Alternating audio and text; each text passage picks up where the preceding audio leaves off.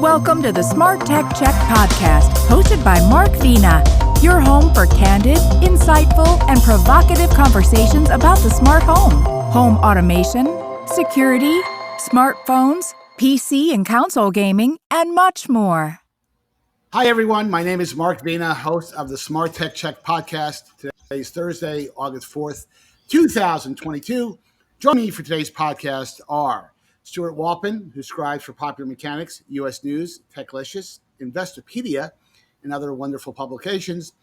John Quain, who writes for the New York Times, Smart Cities, and Tom's Guide. Rob Pegoraro, who writes frequently on tech policy for Wirecutter, PC Magazine, and USA Today, and incidentally is a wonderful person if you need travel tips.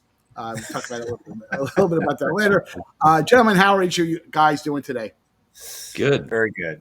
Excellent. You know, every time I ask that question, there's no enthusiasm. Come on. I'm doing fine. It's a little steamy. It's a little steamy here in New York. They told us it's a little toasty outside. It's good clothesline weather. I'll put it that way. You know, it's so funny. And I know you watch Tucker Carlson every night, all three of you. He did a thing last night where he had one of his intrepid guys, as a comedian guy, go out to Times Square and comment on the smells of New York. Now, being a former East Coast guy, I know that I don't care what administration, who the mayor is who's running New York always stinks to high heaven during the summer months. I mean, if you go into the subway, I don't care. Even when Giuliani was mayor, it was a bad odor. But is it more demonstrable? I can't believe I'm beginning the podcast this way, but maybe I'm used to it, but I have no idea what you're talking about. The city has a scent that is maybe distinct from other cities, but I've been walking this city for 40 years. People mostly clean up after the dog poop, and there's sometimes a garbage outside, but every city has these problems. So I don't see this. Let's do it. In San Francisco, you can't assume that's dog poop, but that's very true. I've walked along some of the streets down on Market Street by San Francisco, and the homeless population there. Everybody complains about the homelessness in New York. You guys, San Francisco has it all over New York where that's concerned. Oh yeah. Hey, listen, you guys know on Market Street there's a BART stop that's very, very. That's not famous, but it's right. You know where you go out to Union Square, and it's like walking through Calcutta. I mean, there are people literally all over the place. And if you go down that escalator to get to the BART, you know, I wouldn't go there at 3:00 in the afternoon, let alone 12:00 at night. But no, I I don't know what the heck. I haven't been into New York for a year and a half, so I'm not sure. I don't know. It's stupid how long it's been since I've been in New York. I'm trying to fix that, guys. It smells like honeysuckle to me. Every time I go outside, it's just like honeysuckle here. No. It smells like life. I'm close to the East River, so it depends on which way the wind is blowing on a particular day.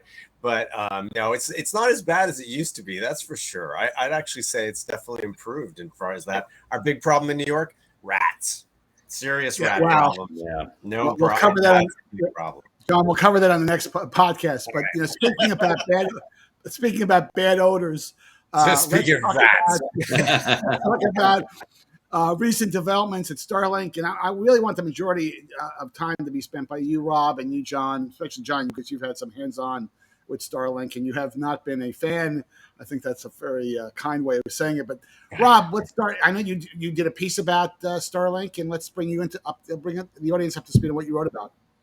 Yes. So it's a piece I did for Fast Company, taking a look at, how far along has Starlink come and what objectives do they have to meet next. And they are kind of in a tricky spot because on the one hand, there's just desperate demand. When you talk to people who've been stuck with only DSL or geostationary satellite broadband somewhere in the country, they are desperate for something that will get them out of that broadband desert. And Starlink is the only option they have. And so I talked to two people who had been in that sort of pickle and had waited months. One guy, he placed his order. It was over a year between him placing the order and actually getting the Starlink kit and getting it set up. So on the one hand, it's great that Starlink is succeeding in bringing real useful connectivity to places where it was just not available before. But speeds have slowed down a little bit. Between 2 quarters ago and the last quarter, slight slowdown in the U.S. It's faster in other countries, so this is definitely seems to me to be a reflection of demand and supply not being the same everywhere. Starlink is chasing other lines of business that are definitely more lucrative. Like they got a waiver from the FCC, and boom, a few days later came out with this maritime service, which is $5,000 a month, going for the Russian oligarch market, I guess. Which, I mean, to be fair, there is demand there, and there's plenty of Americans oligarchs who have their own yachts, and they do need to pay for this service because they have capital costs that are nuts. Last summer, Elon Musk gave a talk at MWC Barcelona where he said, I think his low end scenario for capital costs was maybe $15 billion. High end was $30 billion. And it's not at all clear to me that you're going to cover that by charging people $110 a month. There's got to be some other line of business, whether it's, they also have a version now for RVs, which, and this is the one that's really pissed off a lot of people who are on waiting lists. If you buy the RV Starlink, it costs more, the service charges more, but there's no waiting list. If you want the regular one, it's odd. That's odd. Inshallah, the dish will arrive at some point. And they have a lot more satellites to launch. They're talking up a version 2, which is much bigger, like 5 times as heavy as the version 1.5. And Elon Musk basically said on this YouTube appearance in May, we need the Starship rocket, the giant 2-stage, fully reusable beast of a machine that is yet to fly, to launch Starlink V2. Falcon 9 is an amazing rocket, but apparently it's not going to work for that. Mm-hmm. So they have a lot of numbers they have to meet. They have issues of demand to manage. And just 2 days after this piece came out, they announced to Starlink users in France that on the one hand, they're going to cut the service charge in half. On the other hand, they're going to have a new fair usage policy where if you go over 250 gigabytes a month, you may see your speeds reduced if there's times of congestion. And we don't really know what that means. When wireless carriers say you may be deprioritized, it could mean it's an incremental slowdown. It could mean you went from a 5G connection to 4G speeds or even 3G speeds. We'll have to see. 250 megabytes a month is not a lot. 250 gigabytes, which gigabytes. I think it's in megabytes. But it's still not in the context of a household internet connection. That's not a whole lot. I mean, that's Comcast data cap is 1.2 terabytes, and lots of people find it is way too easy to go over that. So 250 gigs is something a lot of people will easily just soar right over. Yeah, streaming, you'll blow that away. Yeah, no, that's not. And by the way, $100, $110 a month. That's not exactly. That's not cheap. I did talk to one customer who'd been on Viasat satellite broadband. That's with geosynchronous orbits, so it's the 44,000 mile round trip, the horrible latency, very high data caps. And she put it this way. We're not paying for extra data. We don't need to have a backup hotspot so our kids can play Roblox. I can do all these other things. So I am saving money on this. Like, this is real cost savings compared to the alternative. Mm. Right. Well, I mean, I'm the guy that you're talking about, Rob, who is customer driving on DSL and HughesNet and whatever the other one was. And I've tried them all. Cellular extenders, the whole 9 yards. And I was living on DSL for quite a while, and Starlink was, supposed to be a godsend. Unfortunately, its technology is kind of patchy. The software they need to integrate it. Remember, it's got to go down eventually to a ground station somewhere. That software that they're using, whatever they've done, is not very good. So the handoff to different nodes would have me in Boston and then someplace in Northampton, and it was just really patchy, and it's plagued by millisecond dropouts, the whole service. So that means it's not very good in terms of video conferencing for things like this. It's fine for streaming, downstreaming and stuff. It's perfectly acceptable, but for some other functions, it's not. And it has limited sky availability, which is really strange because the whole point of this was we're going to put up as many as we can. We'll sort of blanket the sky, and I can just sort of point the dish wherever I want. I'm going to get a signal. Not the case. You need to be still up near the 49th parallel, still the ideal stretch, at least here. And so if you're anywhere else, you're trying to aim around the trees and, definitely problems with it. So, well, John, your experience while we were doing podcasts, while you had it up in it was not great. It was not great. I mean, in fact, you used to leave the podcasts inadvertently 2 or 3 times during some of the podcasts. Right. And I thought you just didn't like us. No, I've abandoned it. Since then we got a federal help and assistance because we're on a very rural road where that also part of those projects. And finally, a neighbor finagled all that government rigmarole that we needed to do, and we finally got cable after decades of no service on this rural road. And we all dumped everything else, and so that was the end of Starlink for me. It was like bye. So, but Rob's right. If you have no alternative, it's like the only game right now. But they got some serious work to do on their software and their handoff down to the ground. So, still a work in progress, very much. So, Stuart, let's end this topic with you. I guess, given the feedback from Rob and John, you would not quickly sign up for Starlink.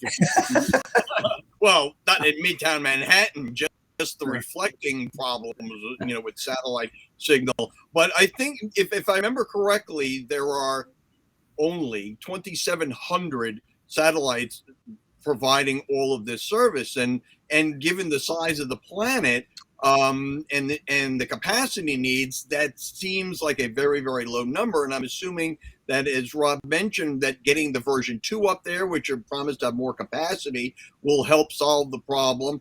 These are economic technology problems. You talk about the price being $100. It's very funny. I just signed up my mother for Fios, and she's paying not that much more than that for a triple package of landline phone, cable with premium services, as well as 200 megabit per second, gigabits per second, 200 megabit per second internet.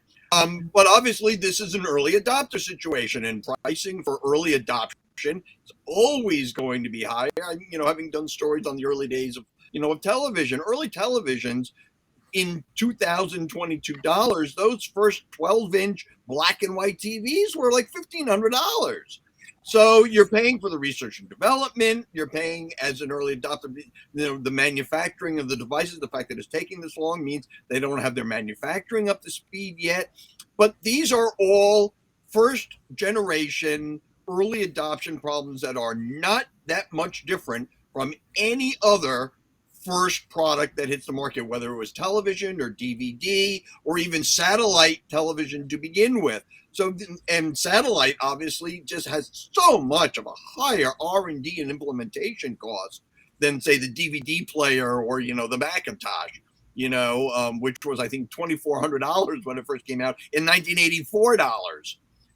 So I don't think that any of this is atypical of a first generation product. It will soon be joined, theoretically anyway, by Kuiper, and I think there's a third company that's going to be doing it, so the competition will help drive down costs. So none of these are all these early hiccup and technological hiccups, cost variances, pricing. I think these are all very, very typical of first generation.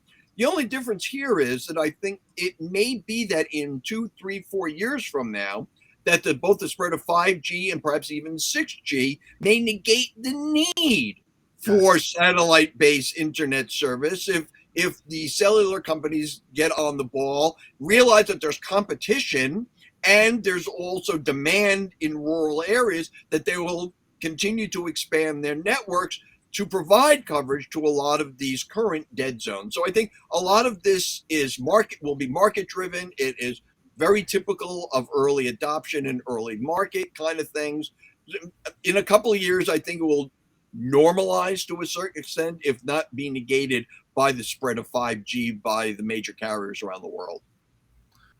So about the Starlink constellation, the first generation deployment they're authorized to do by the Federal Communications Commission is 4,408 satellites. So they're over halfway there. They filed last year for a second generation system, which would be 29,988, which is a lot.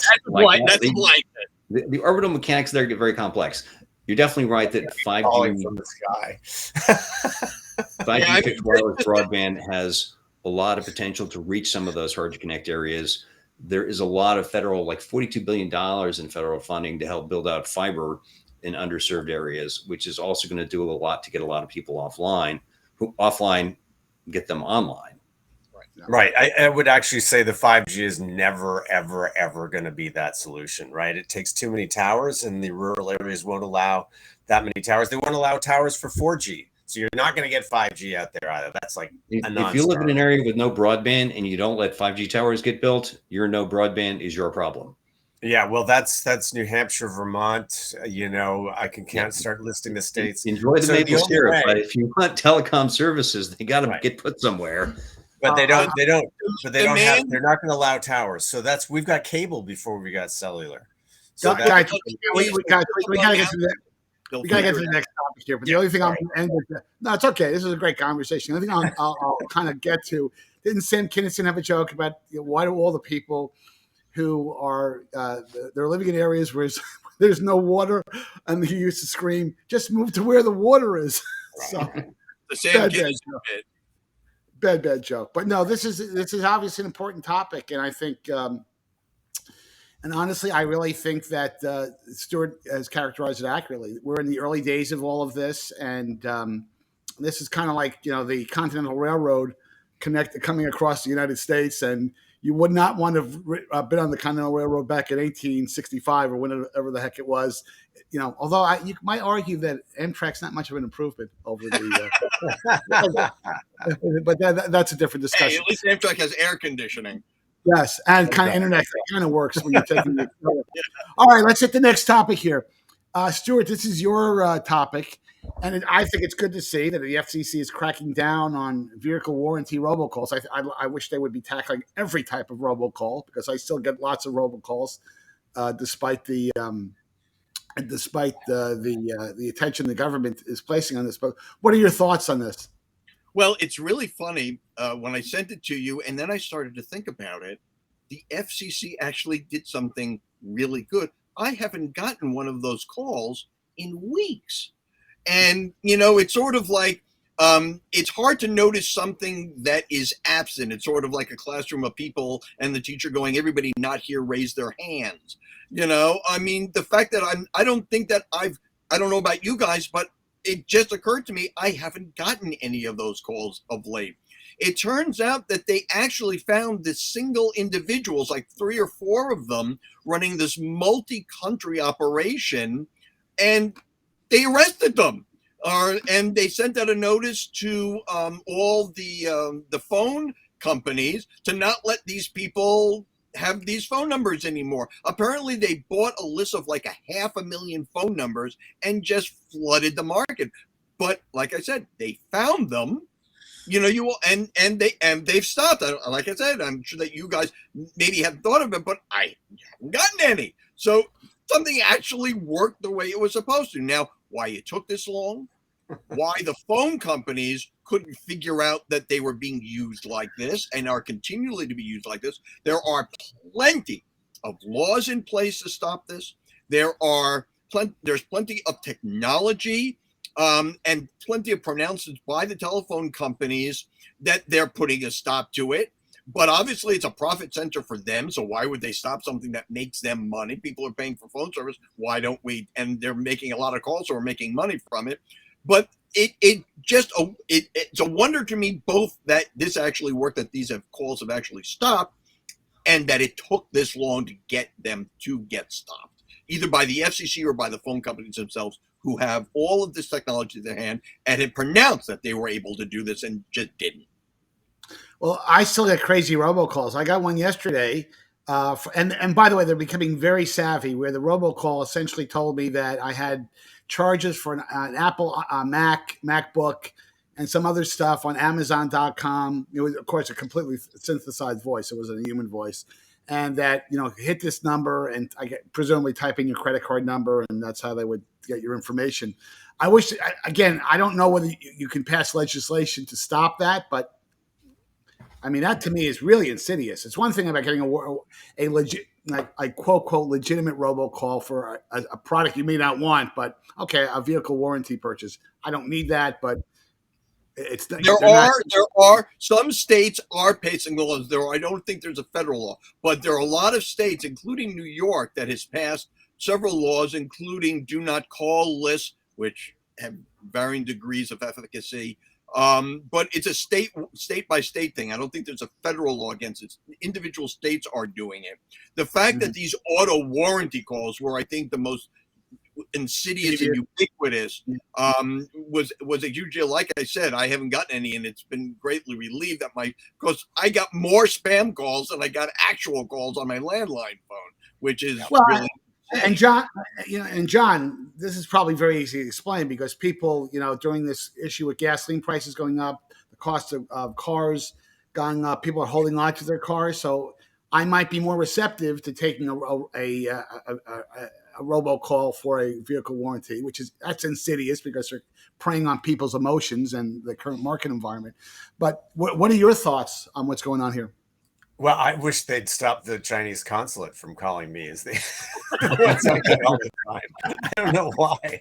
I pick up the phone, and that's a whole unique scam. It may be unique to New York that they're preying on first generation Chinese in the States. But there are all these different scams. Yeah, the warranties are interesting because cars are much more reliable now than they ever were before, and you really don't need these ones that you see advertised on TV, well, I had my transmission replaced and stuff like that. You really have to abuse a car to have to replace the transmission. These days, at any rate, cars that are made in the last 10 years. But you're right, cars are the average, ownership now is like 12 years. It's getting a little longer all the time. It'll probably next time we look at it 13 years because it's been hard to buy a new car or find a new car. So you're right, that is changing. But it is sort of that old-fashioned idea of these warranties that you're not really going to need. Well, and not only that, why would I want to get a warranty from a third party? Every major car manufacturer has extended warranties. They probably are a bit more expensive than a third party, but I would never get a third party. No, and it's what we used to tell people about the Best Buy, warranties and stuff like that. Look, your TV, when you plug that TV in, if it works for the first 24 hours, it's going to work for the next 10 years, and it's the same with your PC and stuff. So I want to pull Rob into it because he's the kind of guy who, when he buys a USB-C cable at Best Buy, he paid for the warranty. I did years ago have fun.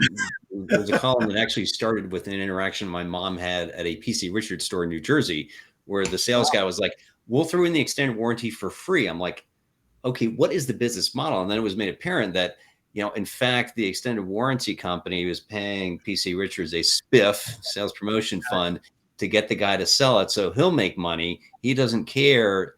And, the warranty company figures they might get some business out of it. What the heck? Probably no one will use it. So I actually just got my most recent, I was looking it up, fiddling on my phone to look up yesterday, a robocall about your extended service contract. It's interesting what the SEC did here, though. They also went after the order named like 8 or so VoIP calling firms for aiding and abetting these, and basically said, you have 24 hours to comply, to explain what you're doing to not pass on these calls, or we will basically instruct every telecom company in the U.S. to refuse your traffic, which is basically the FCC nuking them from orbit. Right. No, that's kind of fun. The thing that actually is the next step from this, I have been getting, I won't say a lot, but a lot more spam texts, as well as spam emails. I mean, there are at least a dozen of both spam texts and spam emails that I am blocking. I got one 12 minutes ago while on this podcast. It's the weird. And as you know, my friend from a number you've never seen before, which I guess is called. You're supposed to get into a conversation, and eventually the person they get you to become your best friend through random texts. I don't know what the deal with that is, but I'm getting them from like spam filtering is useless. I'm getting them from Citibank and Bank of America that there's a freeze on my account, or I just got one yesterday from Netflix, but it was spelled out as an acronym. Well, no, it's real. I've been going on a spending spree in your cards, man. I meant to tell you. No, and I'm Stewart, regularly on the phone with the 3 credit unions to freeze and lock my accounts all the time. And Stewart, both political parties have discovered spam text because, I get messages from, and that's a completely different topic. In that both political parties sometimes will use these fundraising text messages where they pretend to be a Republican when they're really a Democrat, but they want to fundraise for for the candidate that they really want to lose. I mean, it's all kinds of games that go on. Well, that's what they were doing in Kansas with the abortion thing, that the pro-life people sent out a text that said, vote yes on this to protect women's health, when the pro-choice side, you had to vote no for. Right. Yes. Right. So it happens on both sides of the political spectrum. There's crazy stuff going on, but we got to get to this next topic here, and that is, and this one, as you guys know, because we've talked about this before, this drives me crazy. that my favorite political party, I shouldn't really editorialize. They want the U.S. Commerce Department to do the same thing that's going on in Europe, which is basically to standardize on smartphone and consumer electronics charging points. And I understand the motive. I understand the intention, which is kind of well-intentioned. But I just think that when the government starts telling a manufacturer what to do versus let the marketplace kind of drive what product requirements are and the product features are, I just think that this is like well-intentioned gobbledygook from my perspective. But maybe I'm wrong. So, Stewart, what's your view on this? No, you're not. You're not wrong. What they did in Europe was stupid, and what they're suggesting here, and by the way, it's pretty much bipartisan, quite frankly. It's just not one side or the other who's pushing for this idiocy. Apple's entire business model is built on obsoleting stuff that we don't need anymore.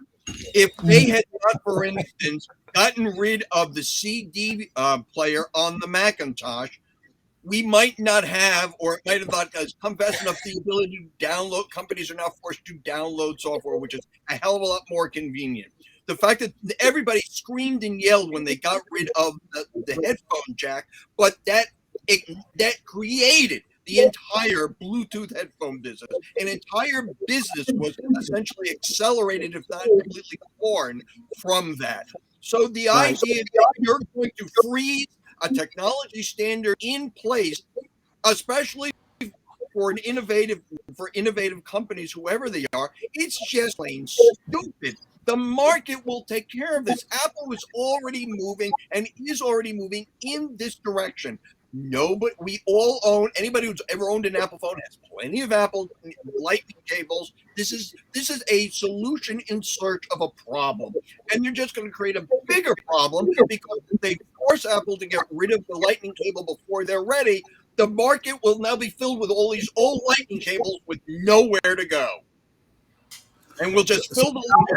So I suspect you have. I love Stewart's passion on these podcasts. John, I suspect we have a counterpoint coming, but go ahead. I'm not going to do the Jane But look, for me, I mean, it seems like a silly idea, but everything here is plugged into an outlet with a standard. You guys remember when cell phones first came out? There was no standard. That was all crazy, insane stuff. And we put standards out there all the time. We ISO standards, and that's all fair game. Nobody whines about that. It seems pretty normal that, those plugs should all be the same. I don't think that that's a big deal. And I think it would be very helpful and would eliminate a lot of waste eventually and a lot of excess cables and crap that we have that I'm going to take to all these trips I've been doing the last month. Everywhere I go now, I got to have a bag of adapters for each of these darn devices. John, I get that completely. When I carry my bag, there's a difference between government mandate and ISO or standards bodies mandate. The standards bodies are cooperation between all the companies as opposed to a government mandate in which the companies have no input. I think those are two different things. But they always have input. That even the safety regulations, there's input for those. There's public press. There's certainly input. If there was some fancy new technology they were going to introduce to those power adapter plugs. I'd like to hear it because it's really not working. I think that it's fine. But you still have the same problem with AC outlets from country to country. I have to take all these adapters with me whenever I go to another country. So if an ISO standard is that global, where is the electrical local? That's a big. But you know, I want Rob to weigh into this because my fear is that, and I haven't read the law. Haven't read the text of the direction yet. So I want to read it before I pass judgment completely. But my fear is, like a lot of regulations that are written for agencies, they're written in such a way that they can be extrapolated to other unrelated circumstances. For example, let's say the Department of Commerce came along and says, you know what, we think that a smartphone that had only 8 gigabytes of memory is not performing fast enough for the average consumer. So the company should be shipping at no extra cost additional RAM or have a feature because their experience is not sufficient enough from a user standpoint. So it's that misapplication that I'm concerned about. I mean, Rob, are you concerned about that? That there might be I'm not concerned. I'm not concerned as being a regulatory creep thing where, you have this authority to say that, all these things should have USB support, which, to be clear, I think the lightning cable sucks. It needs to go away. Apple is being very unhelpful by sticking to it. And they're going to get rid of it because they're already halfway through that transition on the iPad. So get it over with. And if any company that is still shipping a gadget that has a micro USB company, that company sucks. A micro USB plug. But does this amount to a problem the government has to solve? Given that, if you want to standardize any kind of charging cable, do it for electric cars where the hardware is really expensive and there are massive network effects going on. Although, fortunately, it looks like we're headed that way anyways. Tesla's in the EU already used the CCS charging standard. It's going to happen in the US at some point. But I think we have many bigger issues in tech policy to solve than this. But I would like for Apple to sort of address the actual problem here, which is, get rid of your precious proprietary charging cable and get with the program. Well, the new iPhone announcement, I believe, is set for, I think it just went out. It's set for September, I think, like it normally is. And we'll find out if the new iPhone is going to be USB-C. There'll be rejoicing from Manhattan and watching these things that happen here. I want to get to the last topic here. Let me bring this up. It's over here. We have to comment on this because we are kind of in that back to school season right now, where people traditionally are buying gadgets and school supplies, and kind of computers kind of fit into that category. I just want to ask each of you, because I'm sure each of you get asked by family members and friends about what brands would you be recommending, and even models for kids. And I'm not talking really at the grammar school level. Talking about high school, college. A lot of colleges are prescriptive. They'll actually recommend a specific model. But just want to get your thoughts. And let me start with Stewart in terms of what are the trusted brands that you're recommending and why. Well, I think it's less about the brands, and I'll get to brands in a minute. I'm not a Windows person, so I don't feel that I'm fair on that. But for kids, at least elementary and even high school, I would recommend a Chromebook, only because students at that level, they're much less expensive, especially for the parents, and the needs are probably not as great, and the parents probably have a full-fledged computer at home that the kids can use for any big project. But we know how kids are with equipment. They're very hard on equipment, and for parents to replace $1,000 or $1,500 laptop, not a good thing. For college, it's funny. My wife and I just got her a new laptop, which we're expecting any minute now. And we were looking at the new M2 MacBook Air. But we decided, after talking to the salesman and considering what my wife needs it for, that the M1 MacBook Air, which is still the wedge shape, was fine. And I didn't want to fall into the good enough category. But the difference between the M1 and the M2, unless you're doing some really high volume video work, it's a $200 extra expense for a slightly heavier machine that's not the web shape and doesn't come in the rose gold that she liked. So it was fine. And we got extra 16 gig of RAM and I got her terabyte of memory, but we saved $200 on it. And for a college kid, $200 is still a lot of money.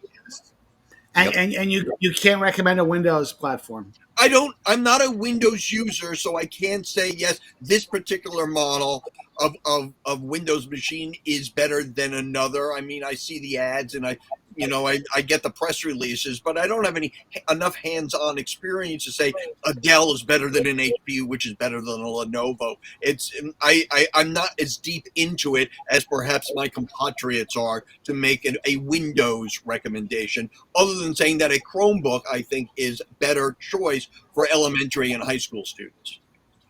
Well, let me pull Rob into this because, again, I tend to be skewing toward Mac myself because of the work that I do, and a lot of the tools are available at a Mac level. But I'm not a student. I'm certainly not in grammar school. I'm certainly not in high school, college. I have a job, so I Apple equipment typically helps me in that quest.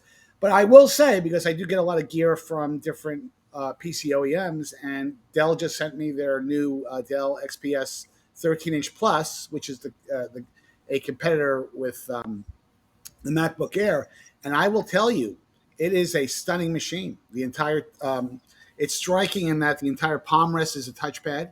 I know a little bit about touchpads given my business orientation, and I have to say, from a value standpoint, you can buy a Dell XPS 13-inch Plus, and I'm just using them as an example. I mean, you could say the same thing about other PC guys, but you're not, if you're going to spend $1,400 for it, let's say you decide to spend that much, and it is a lot of money, you'll get a lot more for your bang for your buck from a storage processor, even including the Apple Silicon solutions, which are fabulous. I got that. But unfortunately, Apple is not the cost leader. I mean, that's what it boils down to. Nope. I mean, Rob, what are your thoughts?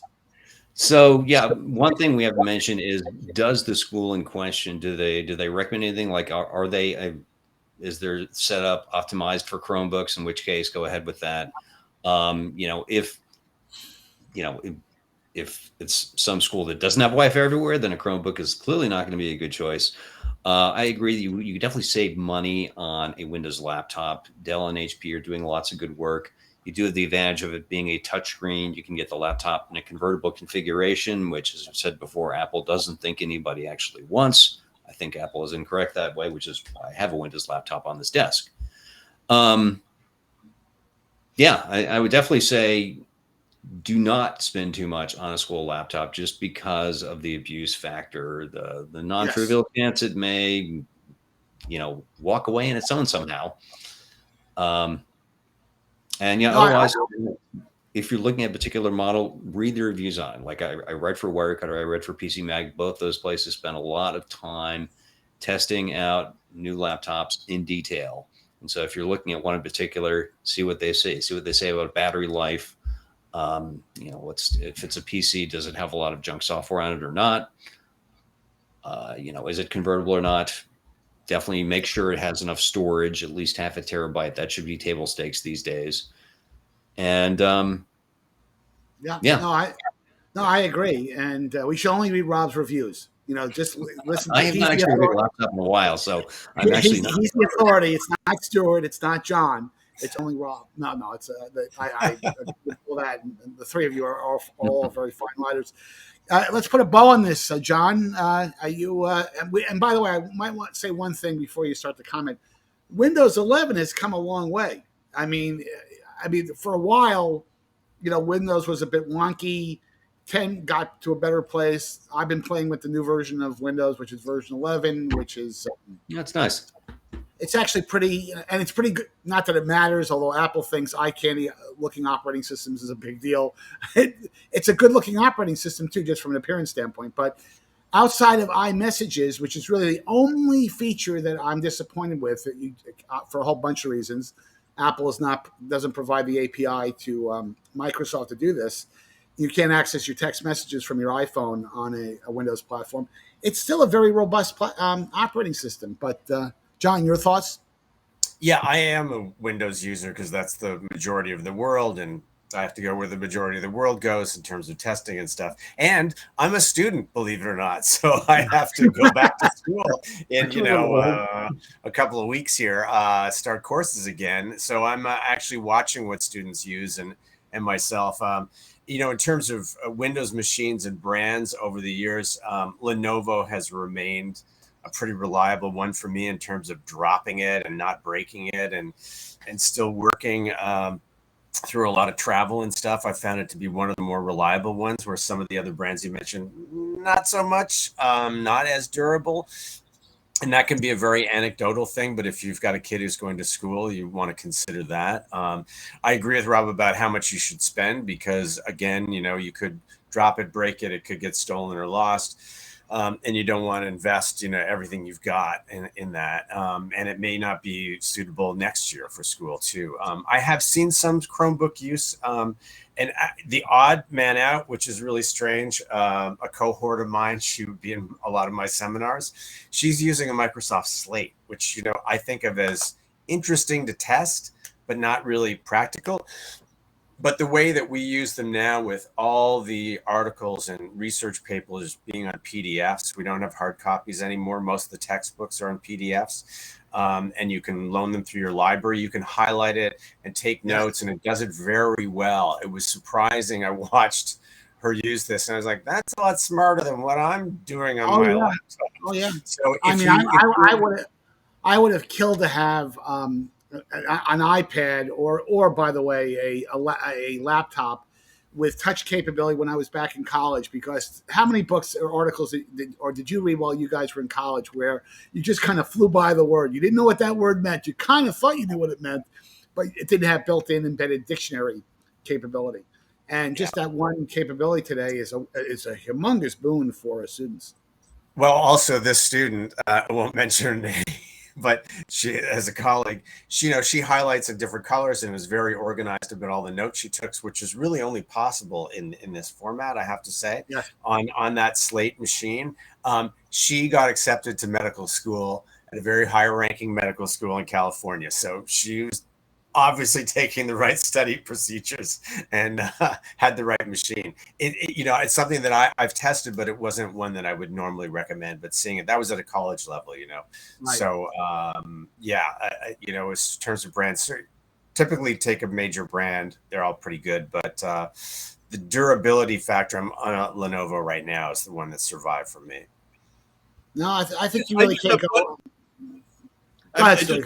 One bizarre coda thought on all of this. You mentioned if you had these when you went to school. I went to college on a manual typewriter, and it just occurred to me that somehow the kids aren't graduating any smarter, despite having all of this unbelievable technology at their disposal.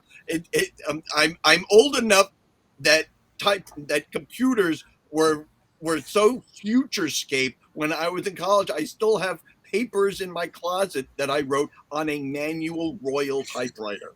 Stewart, I'm envisioning the movie Goodbye, Mr. Chips. You didn't go back. Is that when you went to college in the 1920s? Oh, boy, when I was a young girl. No.